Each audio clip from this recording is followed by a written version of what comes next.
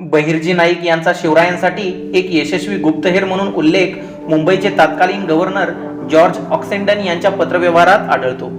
George ऑक्सेंडन यांनी आपल्या पत्रात लिहिले आहे की सुरतवर शिवाजी महाराजांचा हल्ला होण्याच्या 1 महिना आधी दररोज त्यांच्या कार्यालयाजवळ एक भिकारी बसत असे. बऱ्याच दिवसांनी सुरतवर हल्ला झाल्यानंतर ते बहिर्जी नाईक असल्याचे समजले. या गव्हर्नरने ईस्ट इंडिया कंपनीला पाठवलेल्या एका अहवालात तसे नमूद केलेले आहे.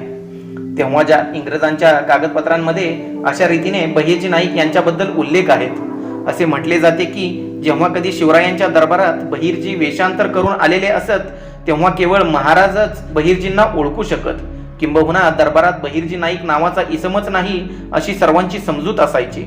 बहिर्जींच्या जीवनाविषयी आज फारसे माहिती नाही आणि तेव्हाही माहिती नव्हते. ते एक चतुर गुप्तहेर होते. आजही अनेक इतिहासकारांकडून शिवरायांचे गुप्तहेर खाते कसे काम करत असत याचा पूर्णतः अभ्यास झालेला नाही. मित्रांनो, आज आपण माहिती घेतोय शिवरायांच्या गुप्तहेर खात्याचा चाणक्य मावळा बहिर्जी नाईक यांची. तुम्ही जर अजून मराठी दर्शन चॅनल सबस्क्राईब केलेले नसेल तर कृपया मराठी दर्शन चॅनल सबस्क्राईब नक्की करा. बहिर्जी नाईक यांचे मूळ नाव बहिर्जी जाधव. बहिर्जी यांना त्यांच्या महान कार्यामुळे शिवरायांनी नाईक ही पदवी दिली. बहिर्जी शिवरायांच्या मोहिमांच्या प्रत्येक पैलूंबद्दल अगदी तपशीलवार माहिती गोळा करण्यात तरबेज होते आणि छत्रपती शिवाजी महाराजांच्या अनेक आश्चर्यकारक पराक्रमांमध्ये बहिर्जी नाईक आणि बहिर्जींच्या लोकांचा अत्यंत महत्त्वाचा वाटा आहे. बहिर्जी नाईक हे फकीर, वासुदेव, कोळी, भिकारी, संत, पोतराज, मुस्लिम साधू असे कुठलेही वेषांतर करण्यात पटाईत होते. पण फक्त वेषांतरच नाही तर समोरच्या माणसाच्या नकळत त्यांच्या तोंडातून शब्द चोरण्याचे चातुर्य त्यांच्याकडे होते. बहिर्जींची निरीक्षण क्षमता खूप वेगवान होती. ते पटकन समोरच्या व्यक्तीचे हावभाव टिपत आणि ते अंगीकारत. बहिर्जी विजापूरचा आदिलशहा आणि दिल्लीचा बादशाह औरंगजेब यांच्या महालात वेषांतर करून जात असत व खुद्द आदिलशहा व बादशाह यांच्याकडून पक्की माहिती घेऊन येत असत. हेर असल्याचा संशय जरी आला तरी कत्तल करणारे हे दोन्ही बादशाह बहिर्जींना एकदा देखील पकडू शकले नाहीत. यातच बहिर्जी नाईक यांची बुद्धिमत्ता व चातुर्य दिसून येते. छत्रपती शिवाजी महाराजांच्या गुप्तहेर खात्यात जवळजवळ 3 ते 4 हजार गुप्तहेर असायचे हे काही इतिहासकार सांगतात. या सर्वांचं नेतृत्व बहिर्जी नाईकांकडे होते. हे सर्व गुप्तहेर नाईकांनी विजापूर, दिल्ली, कर्नाटक, पुणे इत्यादी शहरात अगदी हुशारीने पसरवले होते. चुकीची माहिती देणाऱ्यास कडेलोट किंवा कठोर शासन हा पर्याय बहिर्जींनी ठेवला होता. त्यांनी गुप्तहेर खात्याची जणू काही एकच भाषा तयार केली होती. ती भाषा फक्त नाईकांच्या गुप्तहेरांना, शिवाजी महाराजांना आणि छत्रपती संभाजी महाराजांना कळत असे.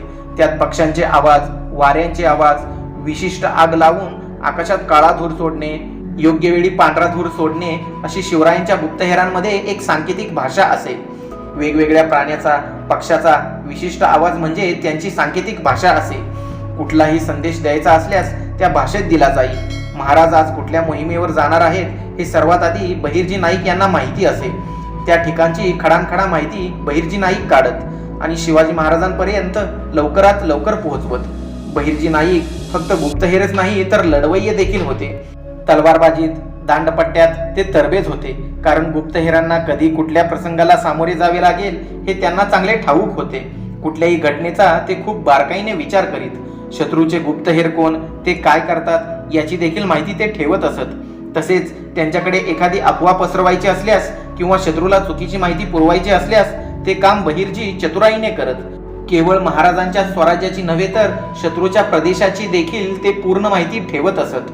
शिवाजीराजे व संभाजीराजे जेव्हा दिल्लीच्या बादशाच्या वाढदिवसाच्या दिवशी त्याला आग्र्याला भेटायला गेलेले असताना त्या आधीच दिल्लीत बहिर्जींचे गुप्तहेर खाते दाखल झाले होते, कारण महाराजांना काही दगाफटका होऊ नये याची पूर्ण काळजी त्यांनी घेतलेली होती. त्यासाठी त्यांनी आपले 450 गुप्तहेर वेगवेगळ्या वेशात दिल्लीच्या कानाकोपऱ्यात लपवले होते आणि हे काम महाराजांच्या येण्याच्या महिनाभर अगोदर त्यांनी केलेले होते असे काही इतिहासकार सांगतात. शिवाजी महाराजांच्या आयुष्यातील प्रत्येक घटनेत गुप्तहेर म्हणून बहिर्जींचा सहभाग असायचा. त्यात अफजल खानाचा वध, पन्हाळ्यावरून सुटका, शाहिस्तेखानाची बोटे तोडणे, पुरंदरचा वेढा किंवा सुरतेची लूट असो, अशा प्रत्येक प्रसंगात बहिर्जी नाईक महाराजांचे अर्धे काम पूर्ण करत असत. या प्रत्येक घटनेत बहिर्जींनी शत्रूची इत्यंभूत माहिती महाराजांना दिली होती. महाराज बहिर्जींनी दिलेल्या सल्ल्याचा विचार करून पाऊल टाकत असत. राज्याभिषेक करताना महाराजांनी ज्या अष्टप्रधान मंडळाची निर्मिती केली होती त्यावेळी गुप्तहेर खाते तयार करण्यात आले होते, तेव्हा बहिर्जी त्या खात्याचे प्रमुख होते.